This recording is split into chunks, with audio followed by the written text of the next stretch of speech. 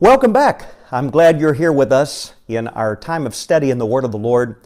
I am going to talk about something tonight that I've never really shared in a lesson, but I think it's vitally important, and that is the subject about how to have a family devotion. Now, maybe you're already doing this. Maybe you've heard this before. You know, some people might even cringe at the term family devotion. Maybe you're one of those that remember the stale times around the dinner table listening to a passage of Scripture that you didn't understand, waiting impatiently to be able to finally eat. But if that was your experience, I want to assure you that is not what family devotions need to be. Now, we're going to get into this in just a few moments. I just want to allow those that want to view this tonight in this lesson to get online. I do want to remind you to please like our videos, share our videos, go to our website. We are continually pulling a lot of information on there. By the way, we have included on our website 15 lessons that are discipleship lessons, everything from learning how to pray, to spiritual warfare, to the new birth, to what is the apostles' doctrine, the foundation of the apostles, all kinds of subjects. We have 15 lessons. There are student handouts that you can download, print off, and they have fill in the blanks with the scriptures and the fill in the blanks in the notes. All you got to do is play the video, follow along. Each one is approximately 30 minutes or less. It's a great discipleship tool. You can just self-teach yourself by going through that. So I want to dive right into this, and I'm just going to talk here for maybe, 10 to 15 minutes about how to have family devotions. Now, I am not sharing this as though I have perfected this, but I've learned a few things that are pointers, especially for those of you that have young children, and maybe you want to start doing this, but you don't really know how to do it. Maybe you've tried it before and got really frustrated because you couldn't get your kids to pay attention. Maybe it's just a husband and wife, and maybe you already have a devotional time together. But this is pertinent to anyone, everyone, but it's kind of geared to those that still have children at home. God has, of course, given me a passion for the Word of the Lord. So spending time together as a family in the Word of God during a devotional time is something that should be important to all of us. Yes, it can be a challenge with everybody's schedule to get everybody on the same page, and the enemy will fight you and try to keep this from happening. Family devotions isn't the only component of spiritually investing in your children. It's really only a piece to the puzzle, but it is an important piece that can be a catalyst for helping your children to learn and love God and His Word. Again, there's going to be times you're going to get frustrated. You're going to wonder, are your kids even paying attention? Is it worth it? Don't give up. Don't get discouraged. Just keep at it. Keep trying. Be patient. And make sure it's fun. Instead of demanding or, getting angry at kids because they will not listen. So what do family devotions look like? How often should we engage in family devotions? How do you get started? These are some of the things I want to share in the next 10 to 15 minutes.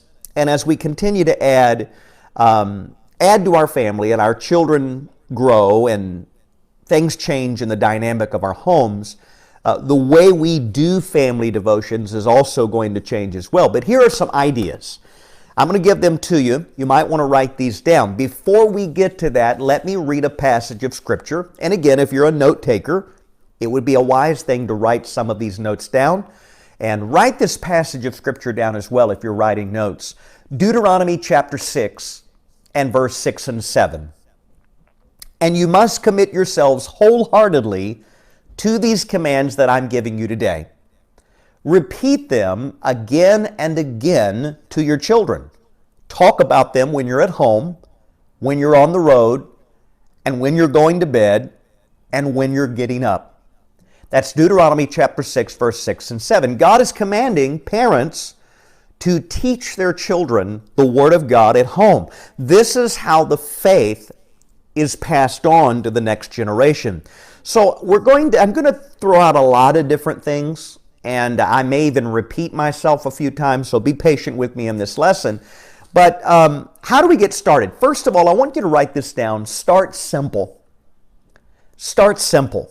If I set a goal of waking up maybe an hour earlier each morning, the most effective way for me to change my habit is to start incrementally. Start simple. Going cold turkey will only result in probably failure and exhaustion and that pervasive feeling that I'll never be an early riser. So just incrementally work at this. You could replace the goal of waking up earlier with beginning some kind of a program. Maybe it's an exercise program. I don't know. But you're kind of increasing the time. You're increasing incrementally, attempting to do just a little bit at a time. So it's kind of like somebody that wants to learn to run. They want to be a runner. If they want to start running, they've got to gradually increase their speed and distance, and that will result in greater success and longer lasting change. Attempting to run 5 miles or maybe even 1 mile right out of the gate is a way for failure and disappointment and, quite honestly, injury. So the same can be true of family devotions. Don't just come out of the gate saying, okay, we're going to do 5 chapters. We're going to do 1 chapter. No. Start simple. When you first start planning family devotional time, sometimes people imagine elaborate activities, deep conversations around the Word of God, visions of eager to learn, compliant, calm kids on every word, hanging on every word, filled my mind when I imagine what a family devotion would be like. But to be quite honest, that's not the case all the time. You've just got to start very, very simple. So kids are kids.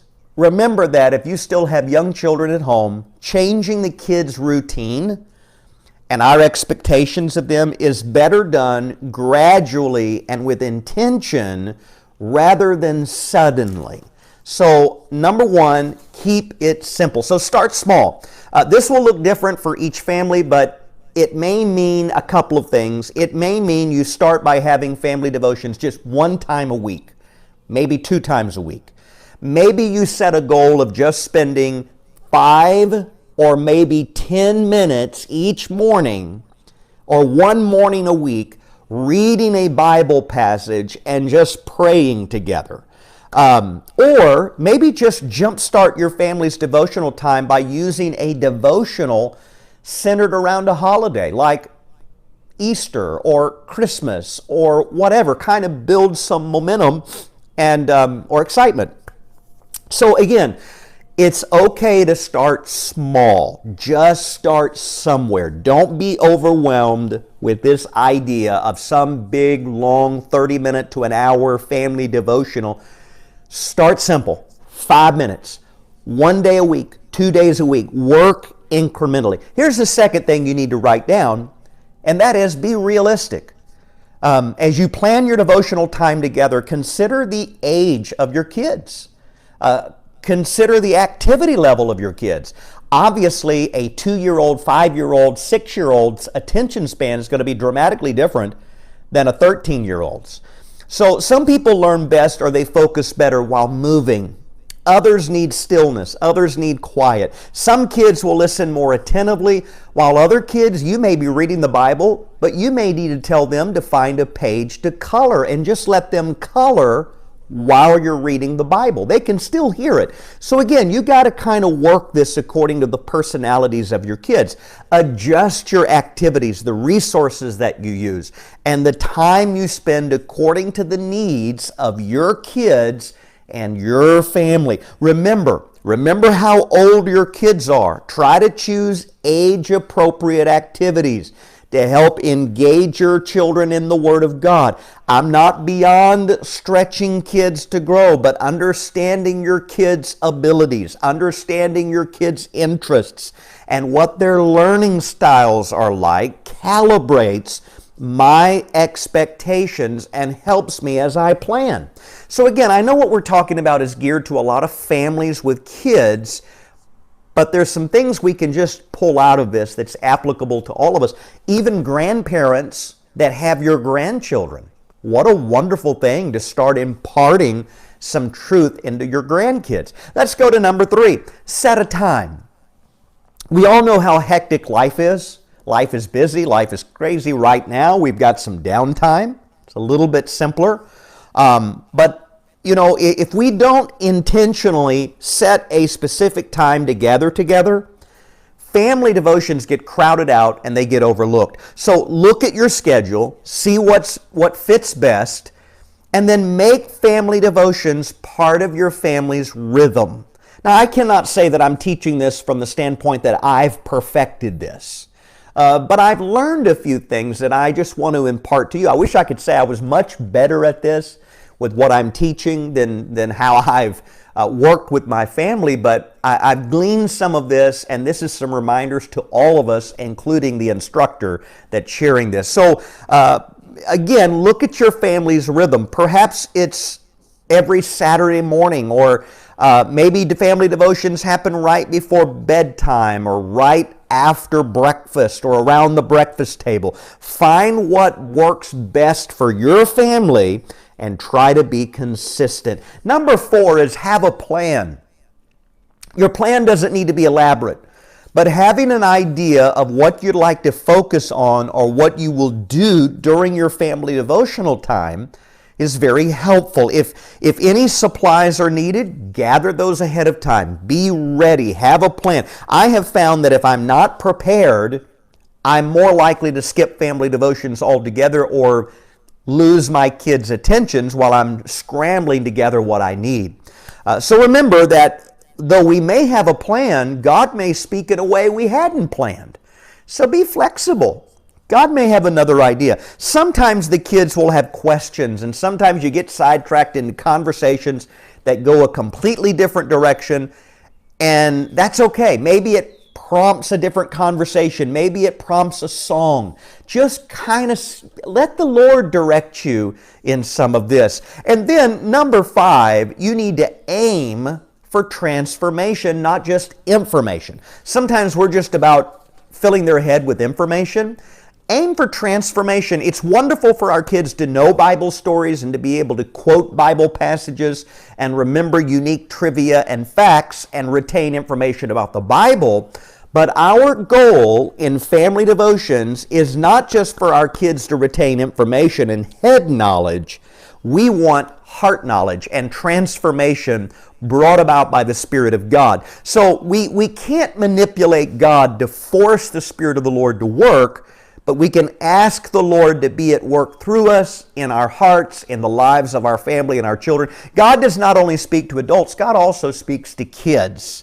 So part of our responsibility in leading our children spiritually is helping our kids listen to and respond to the Spirit of the Lord. So again, these are just a few things that you might start with. So the first step toward effective family devotions is set that regular time and have those devotions. There's no magic formula for building a Christian home, but Christian families through the ages have found joy, they have found strength, they have found guidance through taking time to read the Bible, to pray together. Also, I want you to be aware that the enemy, when you begin to do this, the enemy doesn't want families to unite together around the Word of God. So there can be a little distractions. Be prepared for that. Don't let that frustrate you.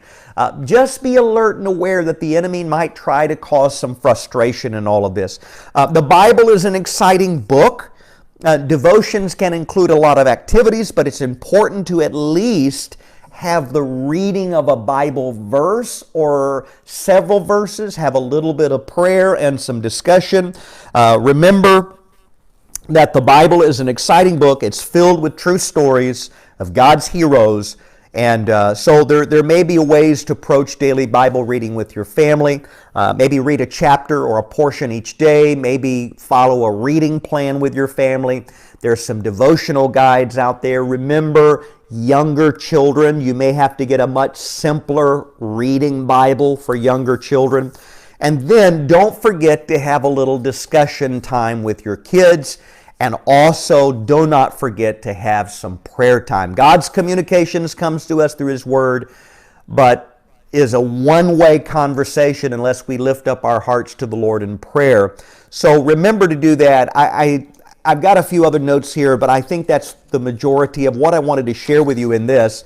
It is often said that the family that prays together stays together. And I will tell you, the statistics show this is true. But this is not everything. As we seek God daily, we renew our relationships with each other and with God.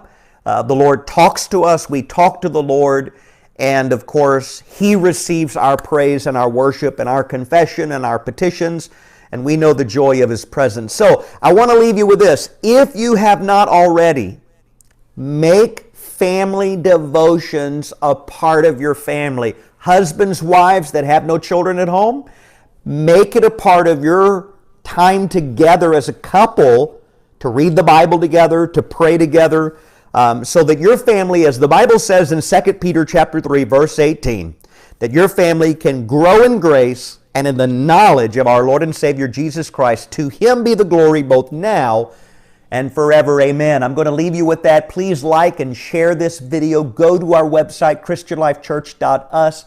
We've got much more that we're going to be bringing you. Do not forget to go to our website. We've got 15 video discipleship lessons there, all with handouts. You can print them out, follow along. Each video lesson is about 25 to 30 minutes. It's a wonderful resource to learn and grow. God bless you. Thank you so much for joining us in this time in the Word of God.